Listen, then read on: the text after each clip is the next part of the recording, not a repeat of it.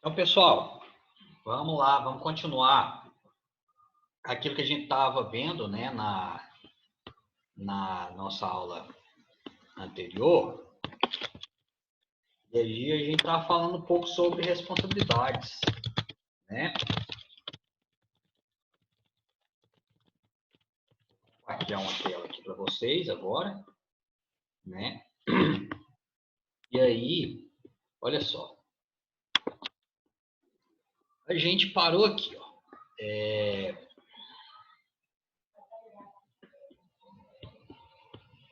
A gente parou aqui. Quando a gente ia falar aqui de responsabilidade limitada, artigo 297, e também da responsabilidade por penhora no artigo 298. Vamos lá, vamos abrir o Código Civil, tá?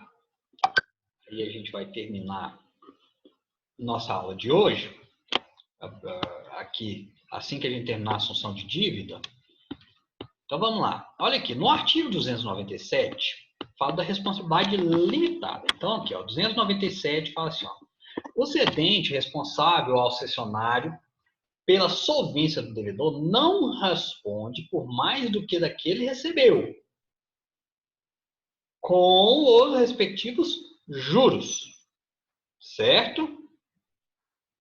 Mas tem de ressarcir-lhe as despesas da cessão e as que o cessionário houver feito com a cobrança.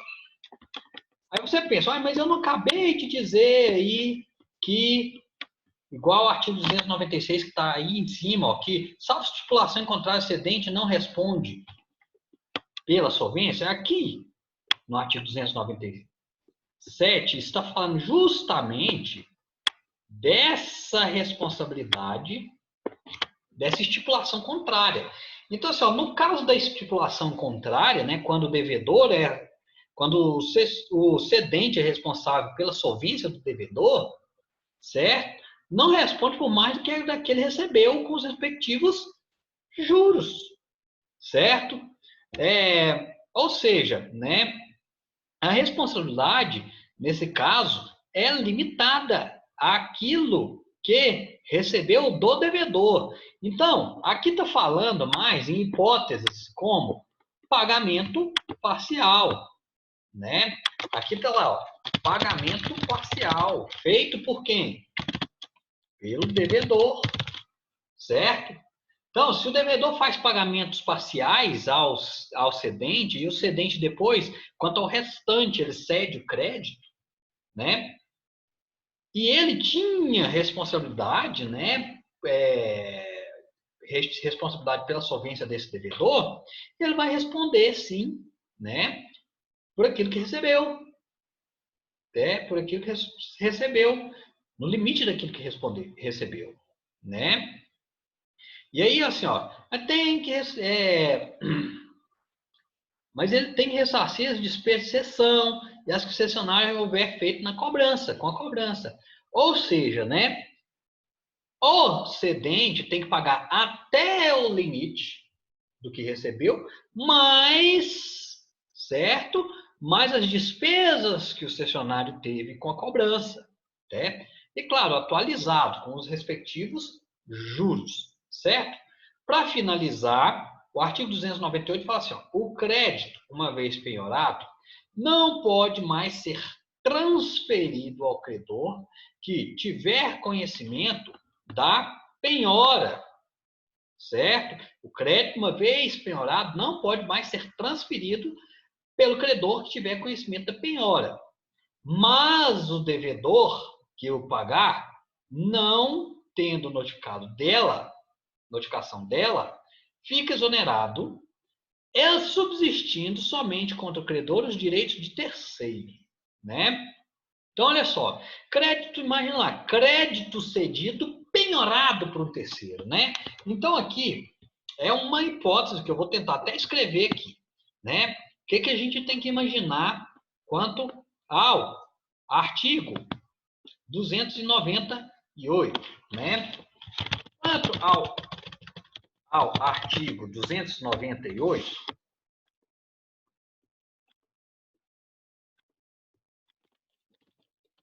do Código Civil, deve-se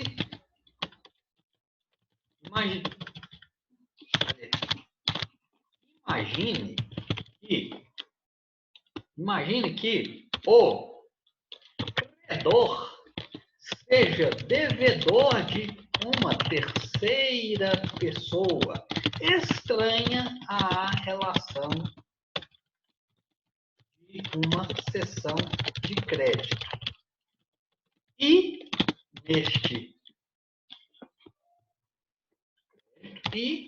neste caso, tem o seu crédito penhorado. Olha que isso aqui é difícil, né? Então, penhora de crédito é possível, segundo o Código de Processo Civil, né? Então, o que seria penhorar crédito? Imagina eu, Samuel, aqui, tenho direito de receber, eu sou credor da Sol, por exemplo, que está aí na aula, né? Eu sou credor da Sol, ok? Ou seja, a Sol me deve, ela me deve a quantia X, tá? Ela me deve a quantia X. E aí, um terceiro que não tem nada a ver, vamos supor o Gustavo, que entrou na aula também, o Gustavo fala assim, olha, eu descobri que o Samuel tem crédito da Sol, então eu vou penhorar o crédito que ele tem. Para quê? Para poder receber do Samuel, já que o Samuel é meu devedor, certo? E ele penhora o crédito que eu tenho para receber da Sol, tá? A partir do momento, somente ele que poderá receber, o crédito não pode ser cedido, tá? Então vamos lá, vou voltar aqui só para vocês verem, já que a gente termina de escrever. O crédito, uma vez penhorado, não pode mais ser transferido para credor, pelo credor que tiver conhecimento da penhora, certo? Mas o devedor que pagar, não tendo notificação dela, fica exonerado, subsistindo somente contra o credor os direitos do terceiro, né? Então, olha que interessante. Vou tentar transmitir isso para o papel exemplo, né? Assim sendo,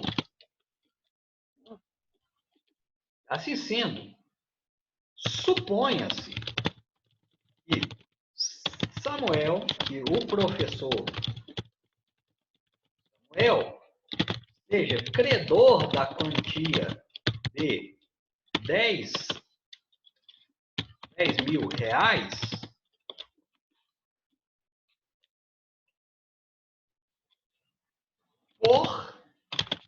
seja credor da quantia de 10 mil reais de Maria Soledade, que é a Sol, né?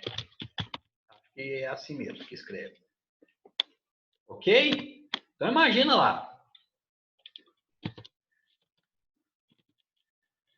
Suponha-se, um ponto e vírgula aqui, suponha-se também que Samuel seja devedor de Gustavo, também da quantia de 10 mil reais.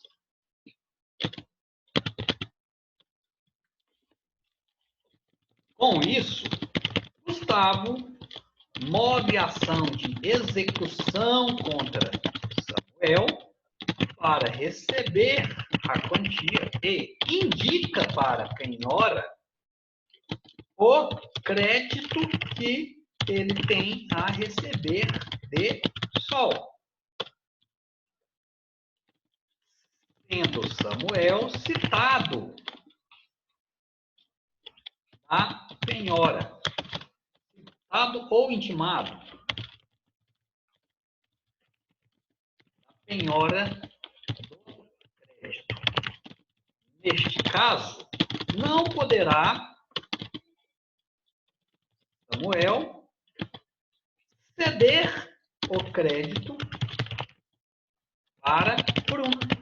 Olha só, envolvendo vocês que estão aqui na sala, né? Que estão até de parabéns, está até agora aqui na nossa sala de aula. Então, imagina lá. Neste caso, Samuel não pode mais ceder o crédito para a Bruna.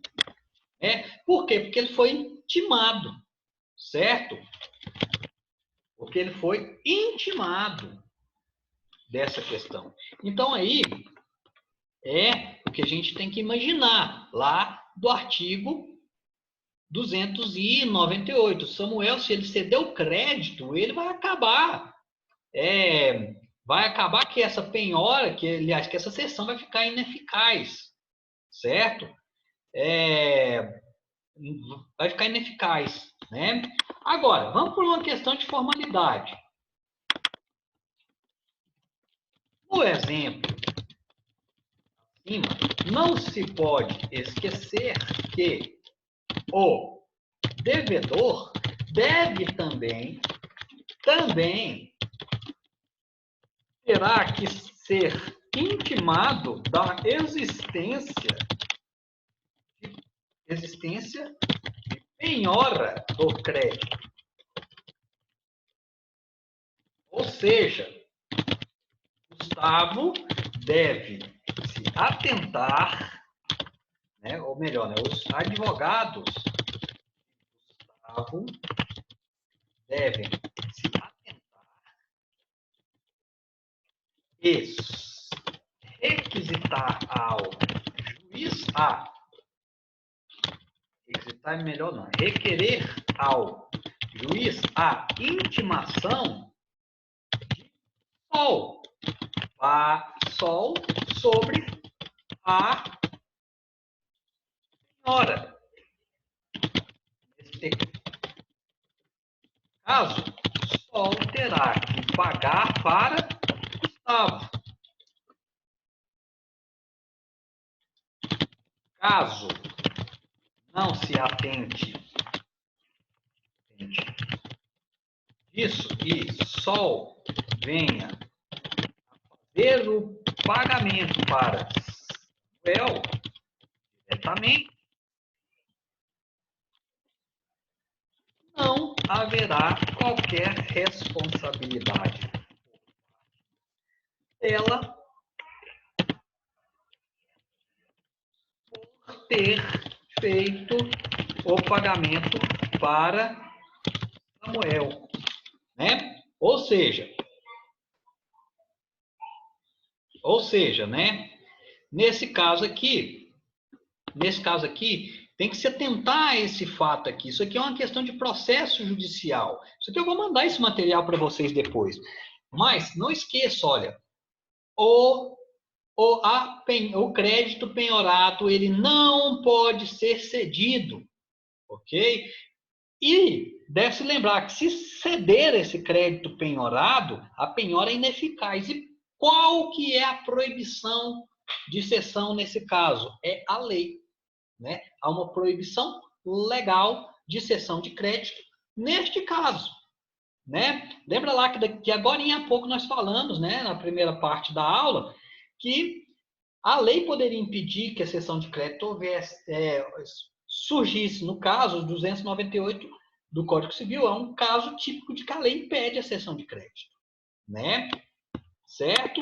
Mas olha lá questões, né, que a gente como jurista, né, certo? Eu envolvi vocês aqui no exemplo,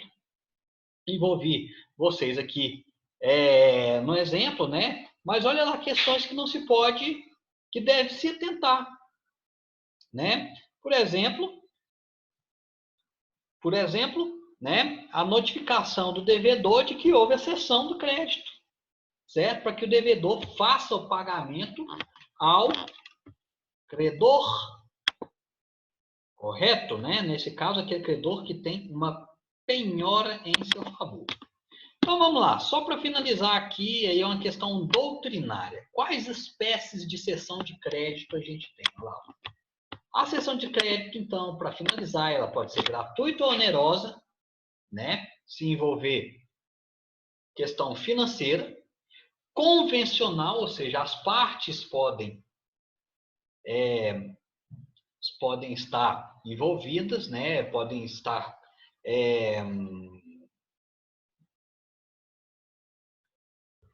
Podem fazer acordo quanto a isso. Pró-soluto ou pró-solvendo, né? Isso aí pode ser uma cessão de crédito de álcool vencido ou não, né? Ok? Judicial, certo? Quando a cessão é feita por um juiz, olha que isso pode acontecer, pode-se pedir isso, né? Principalmente nesse caso da penhora, olha lá, né? E legal, quando a cessão, né, também é feita por lei, né? Que são alguns casos de subrogação. A gente tem que pensar nos casos de subrogação, tá?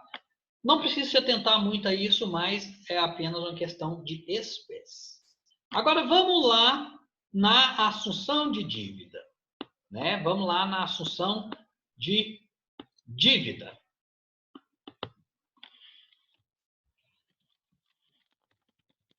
Assunção de dívida. Nesta modalidade de transição,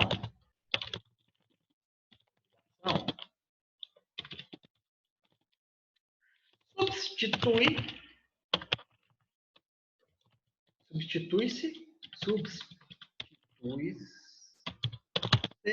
o devedor. Assim, um novo devedor passa a integrar o polo passivo da obrigação, né? Ou seja, a substituição de devedor, né? Então, olha lá, ok? Alguns detalhes que a gente tem que ter lá. O artigo 299, ele fala, ó, tem que ter a necessidade de concordância do credor, tá?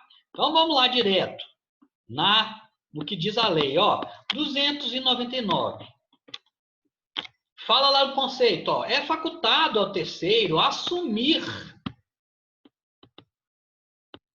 É facultado ao terceiro assumir a obrigação do devedor com o consentimento expresso do credor, ficando exonerado o devedor primitivo, salvo se aquele, ao tempo da assunção, era insolvente e o credor ignorava, né? Ou seja, pode o terceiro assumir a obrigação de um devedor. Só que tem que haver com o consentimento expresso do credor, ficando exonerado o devedor primitivo, ou seja, substitui o devedor primitivo. Salvo se aquele, né, aquele que é o novo devedor, ao tempo da assunção era insolvente e o credor o ignorava. Ou seja, se o novo devedor era insolvente no momento da assunção de dívida, certo? A assunção de dívida não vai valer.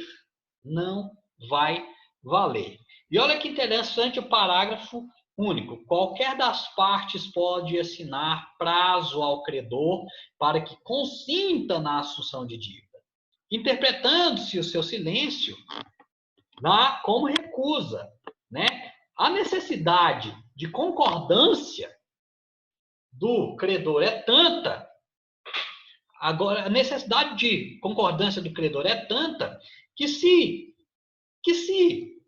o devedor notificar, aliás, a concordância do credor é tanta que se o devedor notificar o credor, certo? De que há um suposto novo devedor e este ficar em silêncio, o silêncio vai importar em recusa, né? Nesse caso aqui, ó, quem cala não consente. Cala não consente, ok? Então, pessoal, é uma questão que a gente tem que ficar atento, né? Quem cala aqui nesse caso não está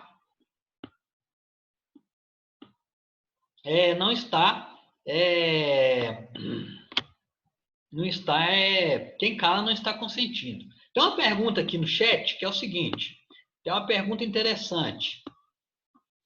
Estou perguntando o seguinte, olha, insolvência seria o não pagamento? Não. Insolvência é quando, por decisão judicial, o juiz declarar que uma pessoa não tem ativos suficientes para pagar suas dívidas, né? Olha só, é um conceito bem técnico, né? Quando, por decisão, sentença judicial, o juiz declarar que uma pessoa não tem ativos suficientes para saldar suas dívidas. Ou seja, ele não tem como mais saldar suas dívidas. Ele é declarado insolvente.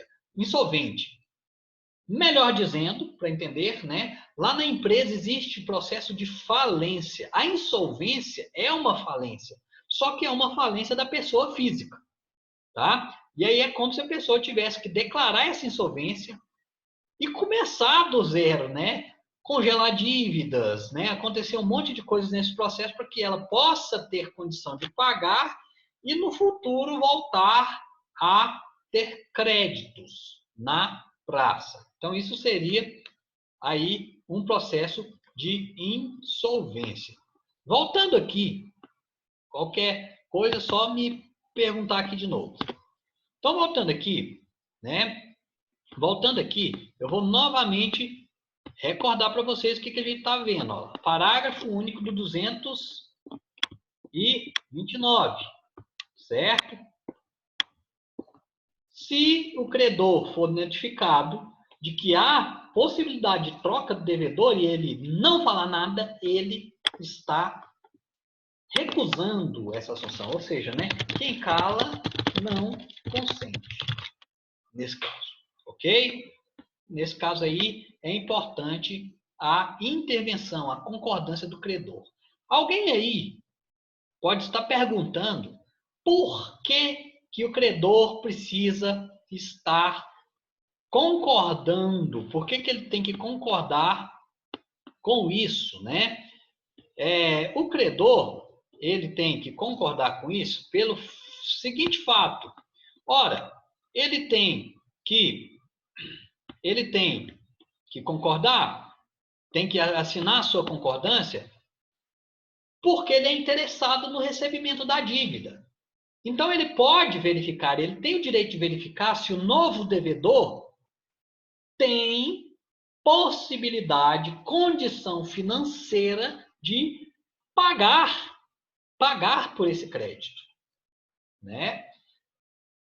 Para evitar que ele fique à bancarrota, para evitar que ele não receba por aquilo que ele tem direito de receber, ok? Então, esse é o fundamento. E olha lá, voltando aqui, né? Voltando aqui, lá o artigo 300 do Código Civil fala assim, ó, salvo assentimento expresso do devedor primitivo, consideram-se extintas a partir da assunção de dívida as garantias especiais para ele originariamente dadas ao credor, né? Aqui é uma exceção ao princípio, né, de que o acessório segue o principal, ou seja, as obrigações acessórias não vão seguir a assunção de dívida, né? Ou seja, os acessórios não seguirão a dívida, né? Os acessórios não seguirão a dívida em regra, ok? Em regra, né? Então, a dívida ou crédito, do jeito que vocês entenderem. Então, como assim? Se o devedor ele tinha lá um avalista, quando a assunção da dívida por outro devedor, essa aval não segue com ele, né? Ou seja, um acessório, uma garantia especial, né?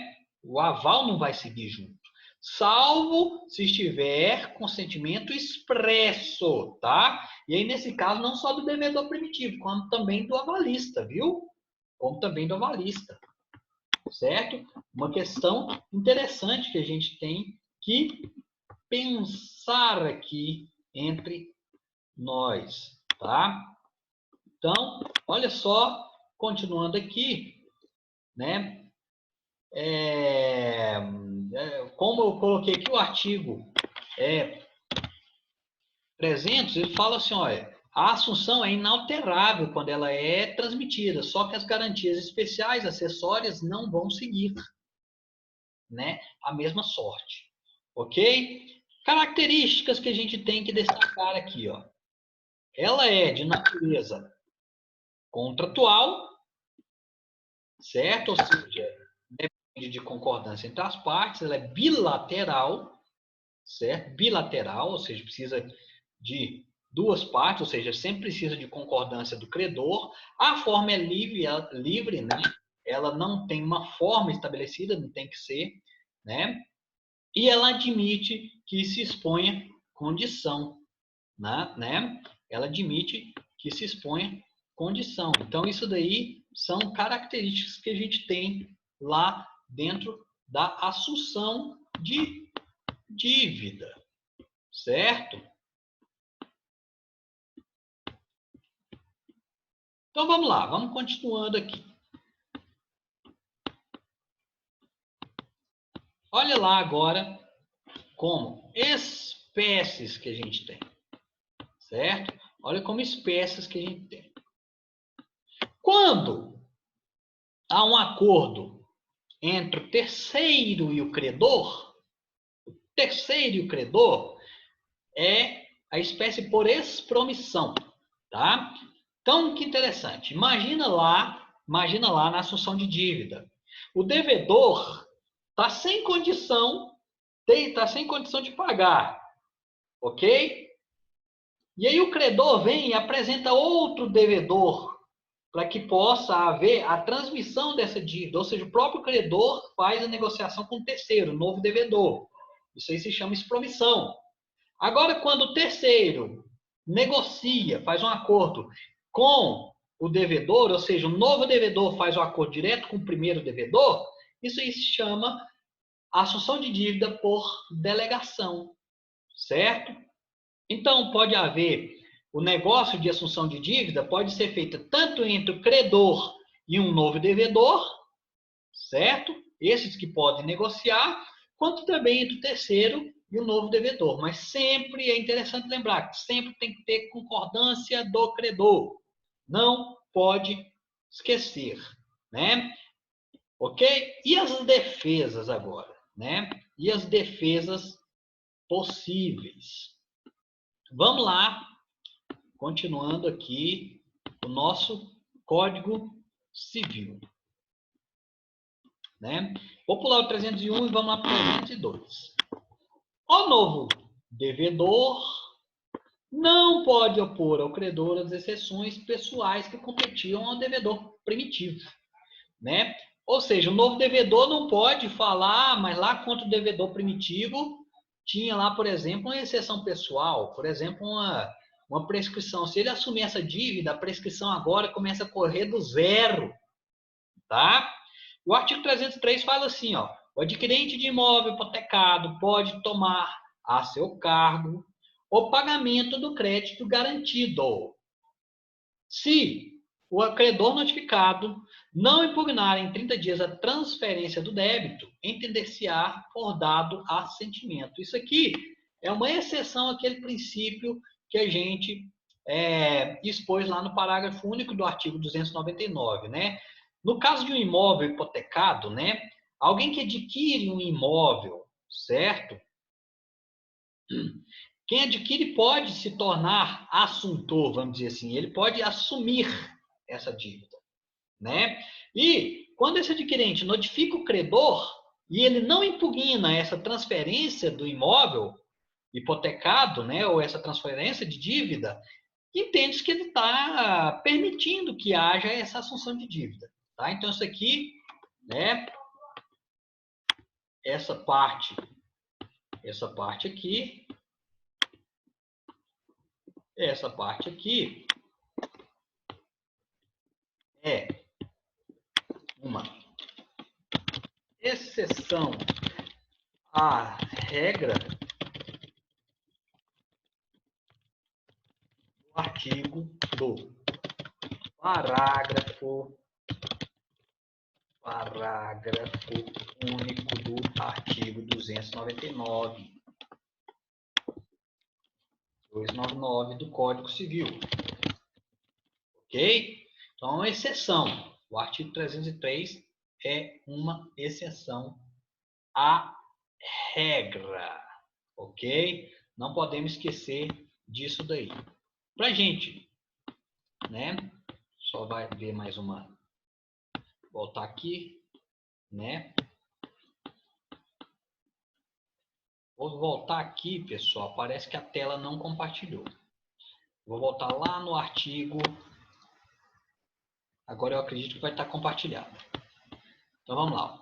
Aqui, o que eu quero dizer? Ó? O artigo 303 do Código Civil fala assim: ó, o adquirente de imóvel, no caso de imóvel hipotecado, certo? O adquirente desse imóvel pode tomar para si o pagamento desse crédito, né? Ele pode assumir essa dívida, tá?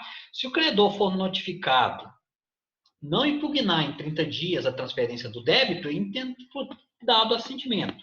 Ou seja, se o credor do crédito hipotecário for notificado dessa transferência do imóvel e ele não falar nada em 30 dias, entende-se que ele está concordando. Ou seja, né? Vamos lá, de novo, vou escrever aqui para vocês. Este artigo 303 é uma exceção à regra do parágrafo único do artigo 299 do Código Civil, né? Então, nós temos essa exceção à regra aí, tá? No caso do crédito hipotecário, no caso do imóvel hipotecado, no caso da assunção de dívida de imóvel hipotecado, né?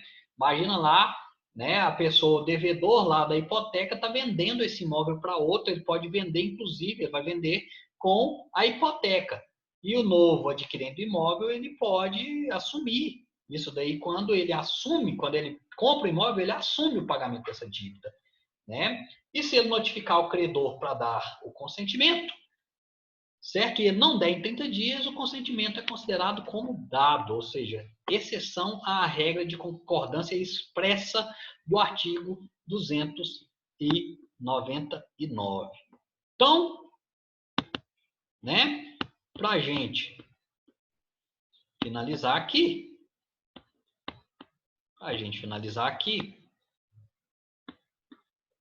a questão da aula de hoje, olha lá. Só uma última questão, que é a cessão de posição contratual, ou cessão de contrato, né? Isso aqui é a doutrina que trata, né? É a doutrina que trata. O que é uma cessão de contrato?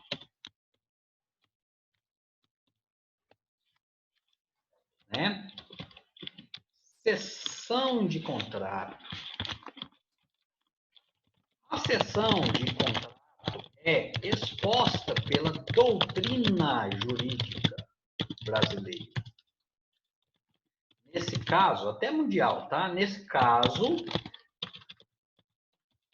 modifica-se apenas um dos polos do contrato e com todos os seus acessórios. Podemos ter como exemplo quando alguém adquire de outra pessoa uma empresa. O adquirente dessa empresa, ao assumir a condição de sócio no contrato social, assume as dívidas e tem para si os créditos existentes, se negociados. Assim, trata-se de exemplo de cessão de contrato. Ou seja, né, nesse caso, há a cessão de contrato, por exemplo, quando há a venda de uma empresa e modifica-se o sócio no contrato social, né? Ou seja, esse novo sócio está tendo para si apenas a cessão de contrato. E essa cessão de contrato, ela serve para questões complexas, né? Quando a gente tem, olha, cedeu o contrato, pode ter cedido créditos, como ter também assumido dívidas, né? Ou seja, é complexo, tem de tudo, cessões de créditos, assunção de dívidas, tudo ao mesmo tempo, ok? Então, pessoal, é isso aí. Gustavo, pode falar, Gustavo. Pois Professor, não. em relação a contratos, no caso, um exemplo do contrato do FIES, Certo. entra, se o principal não pagar, entra como devedor solidário ou como assunção de dívida? Fala no caso do fiador, né? Isso? Isso mesmo. Tá. É, Gustavo, é o seguinte. No caso do FIES, você tem que apresentar um fiador. E esse fiador, ele tem equivalência de devedor solidário, tá? Então, o fiador não está assumindo dívida, não. Tá? Ele é garantidor, ok? Ele está garantindo a dívida, só isso. Então, ele garante a dívida. Se o devedor principal, né, não paga essa dívida, ele vai ter que pagar, mas esse pagamento, como lá o contrato do FIES tem uma cláusula de fiança solidária, nesse caso é uma fiança solidária, ele também vai pagar a dívida. E, obviamente, o fiador pode depois cobrar pela dívida paga, tá? Pode cobrar, ir lá e cobrar ao devedor principal, tá? É isso. entendi. Obrigado. Nada, até logo. Pessoal, então aqui a gente tem essa aula de assunção de dívida e cessão de crédito, tá? Daqui a pouco eu vou postar a aula lá no YouTube, certo? Para quem não pôde acompanhar ao vivo, ok? Então, boa noite a todos.